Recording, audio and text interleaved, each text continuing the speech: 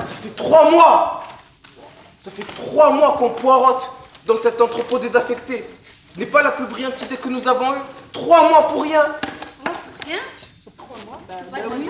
Vous avez bien écouté, ça fait 3 mois qu'on parote dans cette halle désaffectée. On n'en peut plus là, c'est bon, ça y est. 3 mois de ces manifs bruyantes inutiles. Mais non, dites pas ça. Si. C'est sympa les slogans scandés. On est d'accord, ça sert à rien. Non, dites pas ça. Si. On a même chanté la Marseillaise.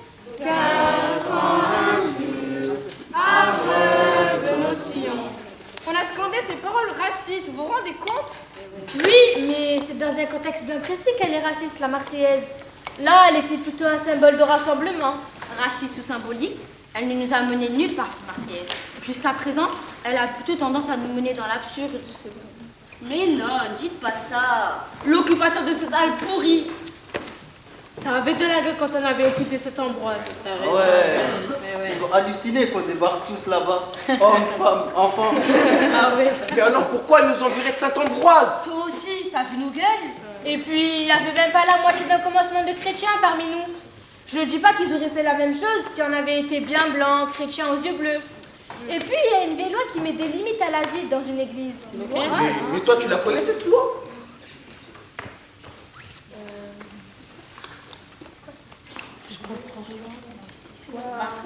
Tu peux traduire en français humain la prononce, s'il te plaît?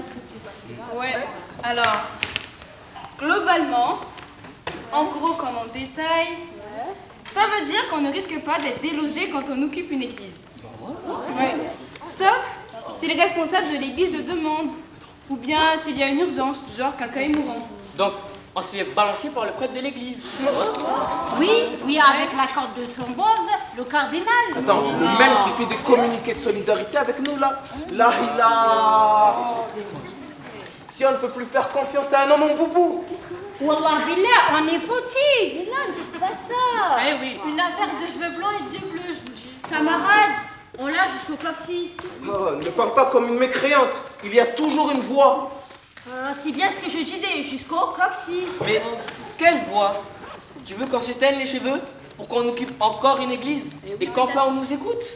Je sais pas. Il y a peut-être quelque chose qu'on ne fait pas bien dans notre lutte. Lequel? Wallah billah, on est fautif, on est fautif. Ça, arrêtez de dire ça, s'il te plaît. Tu as raison, on a bien fait les choses pour une fois. On a nommé des représentants pour parler au nom de tous. Ensemble, avec tous nos soutiens, on a monté un collège de médiateurs pour négocier avec la préfecture. On n'a même pas eu 40 régularisations sur 400 dossiers déposés réguliers à la préfecture. C'est complètement absurde. Wallah billah, on est fautif, on est fautif. de dire ça, arrête. Hey, Arrêtez. est-ce que vous vous rendez compte ou pas? Vous avez oublié? À Saint-Ambroise, il y avait l'abbé Pierre en personne. Oui, un saint homme. Personnalité préférée des Français. Probablement depuis sa naissance surtout. Mais ça ne les a pas empêchés de nous enfumer comme des rats et de nous virer manu militari. Ben, celui qui a déjà avalé le serpent ne peut pas avoir peur de grignoter la grenouille. Wallah billah, on est fautif. Wallah billah, on est fautif. S'il vous plaît, écoutez-moi. S'il vous plaît, écoutez-moi. Laissez-nous parler jusqu'au bout. La porte-parole veut vous parler. Camarades, je vous ai tous écoutés. Mais là, n'oublie pas, le stade de lutte collectif auquel on est arrivé aujourd'hui, jamais aucun Africain n'est parvenu sur ce sol de France avant nous. Hier, on était tous des simples clandestins, tristes, impuissants. Nous marchions en rasant les murs. La moindre étoffe bleu police nous faisait sursauter, trembler. Alors que pour tout le monde, là, le métro et le RER sont des moyens de transport. Pour nous, ces moyens, c'est comme des nasses. À la moindre infraction, au moindre contrôle, on nous capture comme des vieilles silures et on nous déporte dans des centres de rétention le plus proches. Élever la voix est un exercice risqué. Ne surtout pas attirer l'attention. Voisins, voisines, petits patrons, escrocs, délinquants, n'importe quel kidam peut nous crier dessus et nous traiter de tout ce qu'il veut sans qu'on réagisse. Chut, il faut surtout pas parler, on sait jamais. Un coup de fil à la préfecture, hop, billet gratuit pour Bamako, Dakar, Conakry, Alger ou Comores. Il faut écouter. on subissait toutes sortes d'humiliations en restant bouche bée. Aujourd'hui, nous voilà tous ici, en plein jour, sur la place publique en train de hurler et de crier. Qui nous sommes? Et qui sommes-nous? Des sans-papiers! Avec des mégaphones, nous braillons, nous rugissons. Qui nous ne voulons plus être? Et qui nous ne voulons plus être? Des sans-papiers! Ils ont essayé de nous diviser en proposant des papiers. C'est vrai. À certains, surtout à nous, les porte-paroles. Ah ouais? Mais ils ont entendu un gros non. Oui, monsieur! Non. Oui, monsieur! Ils sonnaient fort dans leurs grandes oreilles. Mais nous sommes toujours là. Voilà! Même les quelques-uns à qui on a délivré des titres de séjour récemment, ils sont restés parmi nous. Des gens bien! Oui, ça ne passe plus. Nous sommes Ça passera plus! Désormais, nous sommes un bloc uni, comme les pompiers, les militaires, les avocats, ou même les enseignants. Nous sommes devenus un corps et que nous sommes Des sans-papiers! Plus rien ne sera comme avant.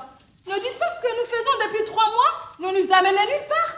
Nous avons gagné une chose essentielle, nous tous ici. Nous avons gagné notre dignité. Tu as raison, mais... On n'a pas fini. Il faut continuer les occupations. Le point sur lequel on est tous d'accord ici, c'est qu'occupeur, un âle désaffecté, dont personne n'a rien à faire, ça ne sert à rien, et ça ne servira à rien. C'est aussi efficace qu'une morceau de CC sur les cornes d'un buff.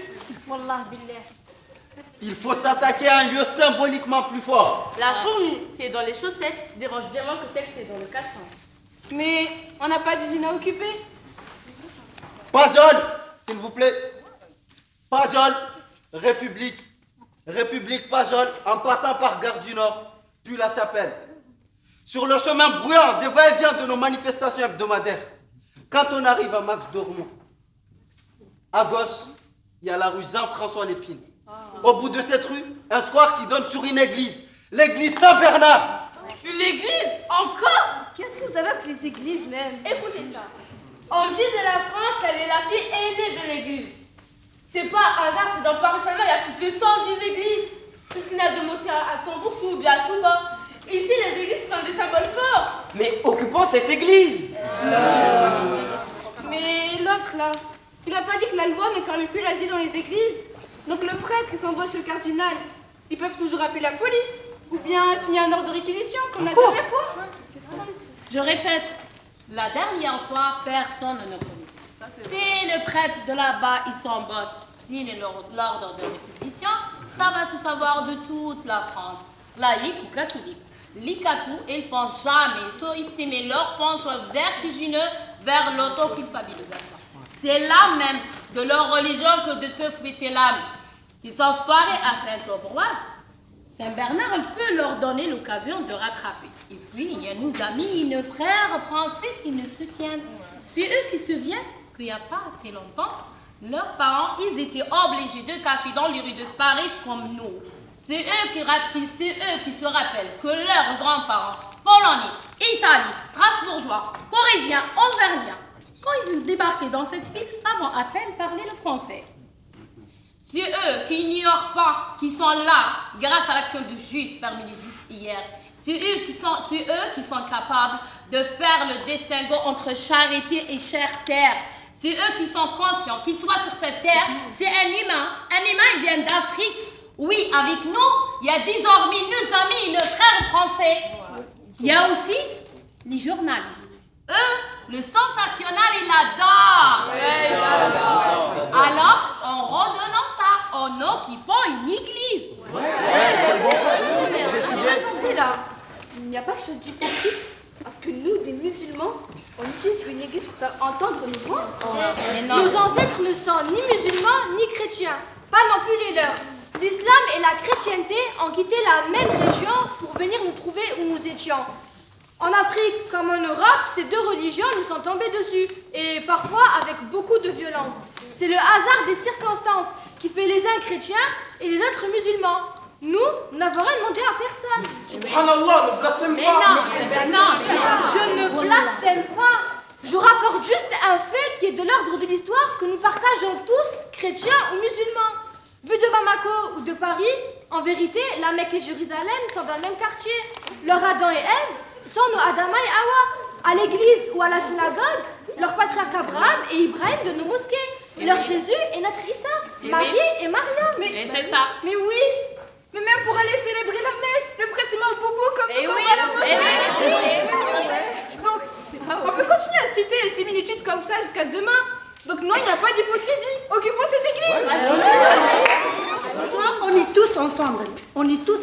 uni. Soit on agit et on triomphe ensemble, soit on meurt ensemble.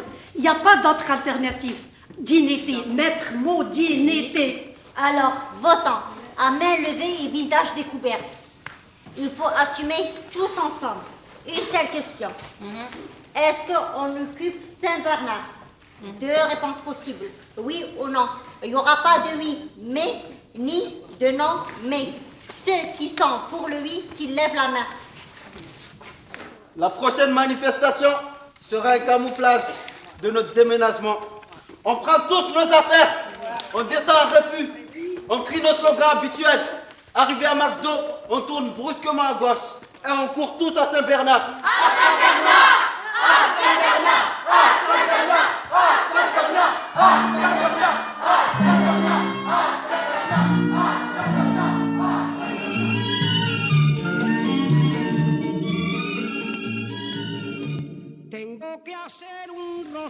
Le gymnase Japy, où sont les sans-papiers de Saint-Bernard, c'est pas vraiment ce qu'on peut appeler un sanctuaire. Après les rafles du Veldiv, ce gymnase était un camp de concentration. Ils y ont parqué tous les juifs là-bas, avant de les envoyer à Drancy, puis à Dachau. De ces murs suinte l'histoire crasse de l'exil et de l'indignité. En pleine guerre d'Algérie, c'est là qu'ont été parqués les Algériens de Paris, pris dans la rafle organisée par Maurice Papon dès 1958. Et avant? C'était nous, les immigrés espagnols. Parqués? Comme les sans-papiers, les Juifs et les Algériens? Oui. Les Espagnols qui avaient fui Franco, aussi maltraités que ceux de Saint-Bernard. Oui, tous ces Européens immigrés blancs. Alors, qu'on ne me dise pas que, quand ils mettent tous les sans-papiers là-bas, en 96, ils ne connaissent pas la symbolique. Ils sont devenus quoi, les Espagnols de Japy, Mona? Déportés, eux aussi? Non, pas cela. Ça, c'est comme moi. Tu vois pas que je viens d'ailleurs. Les Espagnols, il y en a qui ont francisé leur nom. Moi, contrairement aux suppliantes ou aux sans-papiers de Saint-Bernard, je suis colorimétriquement soluble dans le paysage. C'est-à-dire? C'est-à-dire que, même s'il reste des siècles et des siècles, leurs enfants et leurs enfants et leurs enfants seront visiblement étrangers, quelle que soit la qualité de leur intégration. Ah, la fameuse intégration. Tengo que hacer un rosario con tu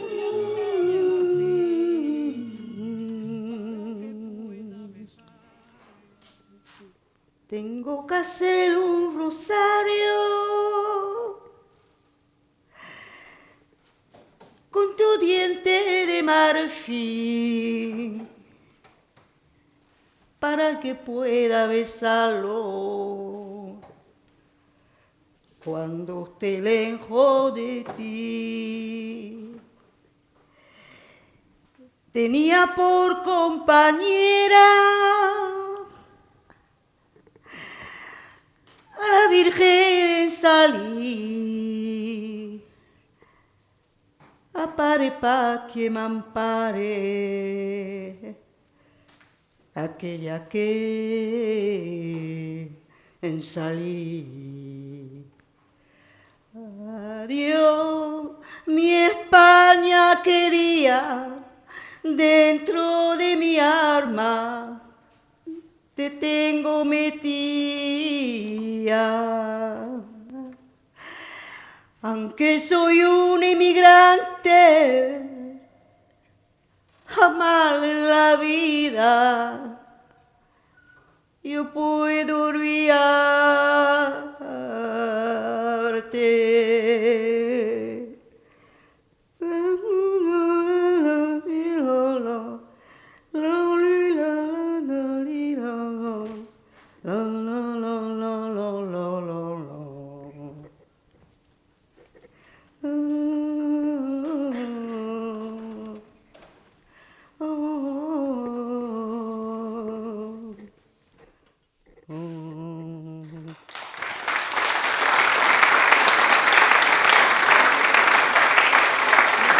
simplement que ce gouvernement, pendant 3 mois, a mené tout le monde en bateau, faisant de belles promesses aux médiateurs qui discutaient avec lui, mais des promesses dont ils n'ont tenu aucune.